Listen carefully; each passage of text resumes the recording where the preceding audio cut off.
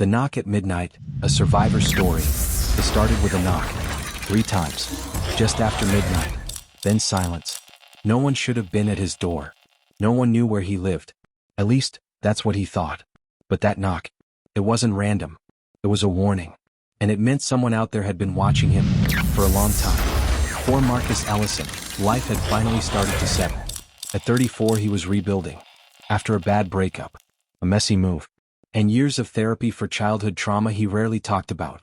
He just landed a stable IT job in Richmond, Virginia. Bought his first home.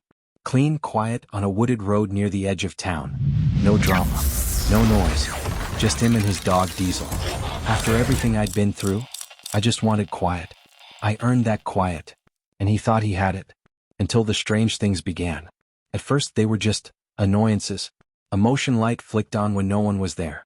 A letter, no return address, showed up in his mailbox. Just one sentence. "We remember you."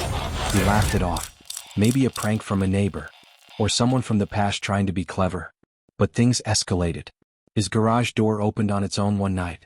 He started getting calls from a number that disconnected after one ring. Every time, 12 a.m. sharp. He mentioned it once to his coworker Devin.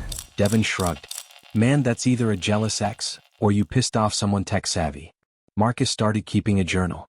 Recording every event. Installing cameras. Locking everything twice. But none of it prepared him for what was coming. March 14th. A Thursday. Cold, damp air outside. Marcus was up late debugging code when Diesel started growling. And then, 3 distinct knocks. Hollow. Measured. He froze. Looked at the clock. 12:01 a.m. He crept to the door. Checked the peephole. No one. Porch lights? Street? Empty. But then his phone buzzed. "You still flinch like you used to." His stomach dropped. The text wasn't just threatening. It was personal. Someone knew his past. Marcus had been stalked once before, by someone he thought he loved. A man named Caleb. The relationship ended 3 years ago, but it didn't end clean. There had been threats, a restraining order, even therapy. But this felt different. It wasn't loud.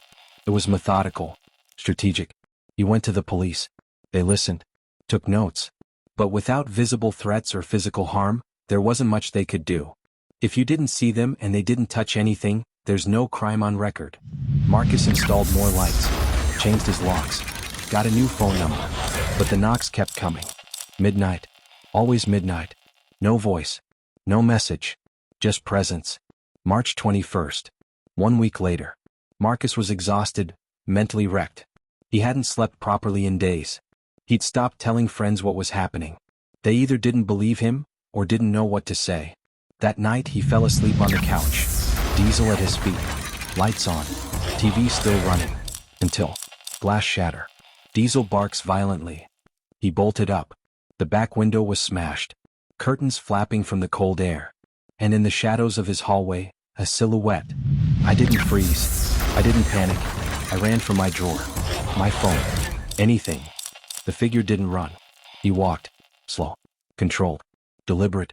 Marcus locked himself in the bedroom, called 911. He whispered through the call, trying to stay calm.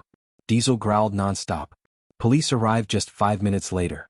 But by then, the intruder was gone. No prints. No DNA. Only a knife left on the kitchen table, and a note under it, "Midnight isn't over."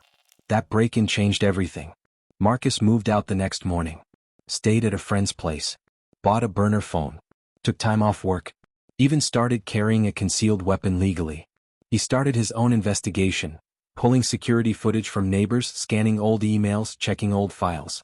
And finally, one night, while reviewing the note under the kitchen knife, he spotted something. There was a faint watermark. The name of an old rehab center. One Marcus had attended back in 2016. The same one where he met Caleb. He ran Caleb's name through court records. Found nothing recent. But then, using an online people search, he found a P.O. box, registered just a town over. He turned the information over to police. Finally, the pieces were coming together. April 2nd. A new apartment. New locks. Security system. Marcus was sleeping lighter than ever. Diesel at his side. Then midnight. Again. But this time it wasn't a knock. Doorbell rings, long, unsettling. He checked the camera from his phone. The man at the door was wearing a hat pulled low. Hoodie. Tall. But Marcus knew that body language, that jawline, was Caleb. Marcus didn't open the door. He didn't call the police. He started recording. Caleb spoke to the doorbell camera. "You don't get to erase me, Marcus. I'm part of your story. You owe me." Those words became the final nail in the coffin. Police used the footage, issued a warrant. Caleb was arrested 2 days later for stalking, breaking and entering, and violating multiple state cybercrime laws. Marcus didn't feel relief. Not at first. Even after Caleb was in jail, he flinched at every creak. Triple-checked every door. Couldn't sleep without a weapon nearby. You think when it's over you'll go back to normal. But there's no before to return to. You survive, but different. He began therapy again. Joined a support group for male survivors of stalking and emotional abuse. And then, quietly, he did something unexpected.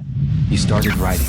Blog posts, a podcast, guest features, because Marcus realized something powerful. Men are survivors too. And the world needed to hear that story. The knock at midnight was just the beginning. But Marcus lived to tell the end of that story. And now, he helps others write their own. Because survival isn't just making it out alive. It's what you do once you do.